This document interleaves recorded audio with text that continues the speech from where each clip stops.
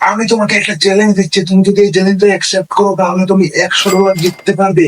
কি বলছো, $100? আমার বিশ্বাস হচ্ছে না, আমি $100 জিততে চলেছি।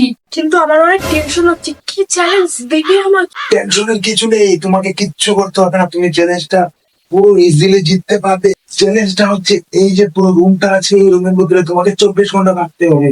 যদি তুমি এটা করতে পারো তাহলে তুমি $100 জিতে যাবে এক্ষুনি। মানে তুমি 24 ঘন্টা পর জিততে পারবে আর কি? এই রুমের মধ্যে 24 ঘন্টা কি করে কাটাবো, আমার অনেক টেনশন হচ্ছে। তুমি যদি চ্যালেঞ্জটা কমপ্লিট করতে না পারো তাহলে এখনই করে দিতে পারো। না না, আমি পারবো। তাহলে ঠিক আছে, তোমার চ্যালেঞ্জটা এখন থেকে শুরু হলো। এখানে রুমের মধ্যে ফ্রিজ আছে, লাইট আছে, ফ্যান আছে, তুমি পুরোপুরি নিশ্চিন্ত থাকো। তোমার যদি কোনো প্রবলেম হয় তাহলে আমরা বাইরেই আছি। এখন থেকে 24 ঘন্টা আমাকে রুমের মধ্যে থাকতে হবে, জানি না কি হবে। দেখি ফ্রিজের মধ্যে কোনো খাবার আছে কি। চলো দেখা যাক তাহলে ফ্রিজের মধ্যে কি আছে।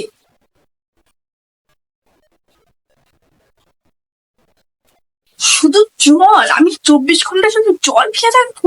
আর কিছুটা আনারস আছে, এইগুলো দিয়ে আমাদের 24 ঘন্টা কাটাতে হবে। আমি একটা আনারস খেয়ে নিচ্ছি, আমার অনেক খিদে পেয়েছে।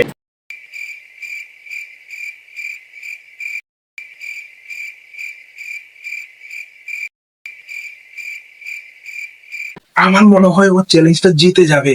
24 ঘন্টা হতে আর 2 মিনিট বাকি। আমার $100 লস হয়ে গেছে, এখন ওকে দিতে হবে $100। ফাইনালি আমার 24 ঘন্টা হয়ে গেছে, আমি এই চ্যালেঞ্জটা জিতে গেছি। আমার $100টা দিয়ে দাও আমাকে। আমার অনেক খুশি লাগছে যে তুমি এই চ্যালেঞ্জটা জিতে গেছো। ঠিক আছে, তোমার পেমেন্টটা তোমাকে এখনই দিয়ে দিচ্ছি।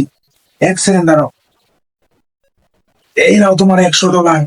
এটা তো 10 টাকা, তুমি কি আমার সাথে মজা করেছো এতক্ষণ ধরে? অ্যাকচুয়ালি আমার কাছে এখন টাকা নেই, 10 টাকাই ছিল, এটা রেখে দাও তুমি। বাকি টাকাটা তোমার বাকি খাতায় লিখে রাখো, আমি পরে দিয়ে দেবো। ব্যাস